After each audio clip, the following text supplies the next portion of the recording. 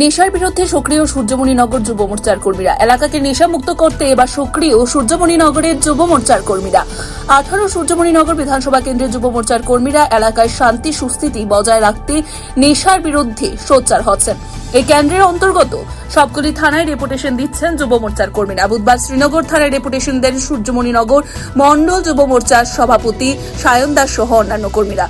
নেশার কারবার ও এলাকায় নেশার ব্যবহার বন্ধ করার জন্য প্রতিনিয়ত প্রশাসনের তরফ থেকে ব্যবস্থা গ্রহণ করার জন্য দাবি জানানো হয়।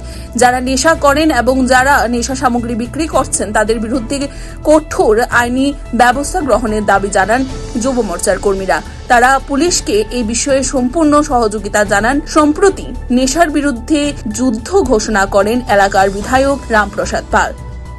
আমরা সূর্যমণি মণ্ডল যুব মোর্চার তরফ থেকে আমাদের এই বিধানসভা যতগুলি থানা আছে সবগুলি থানার মধ্যে আমরা কিছু যুব মোর্চার তরফ থেকে কিছু স্মারকলিপি তুলে দিচ্ছি যে আমাদের এলাকার বিগত কিছুদিন ধরে নেশা যেভাবে বাড়া হচ্ছে সেটাকে আমরা প্রশাসনের মাধ্যমে যেন যুবকরা এটা হাতে নাতে ধরতে পারে।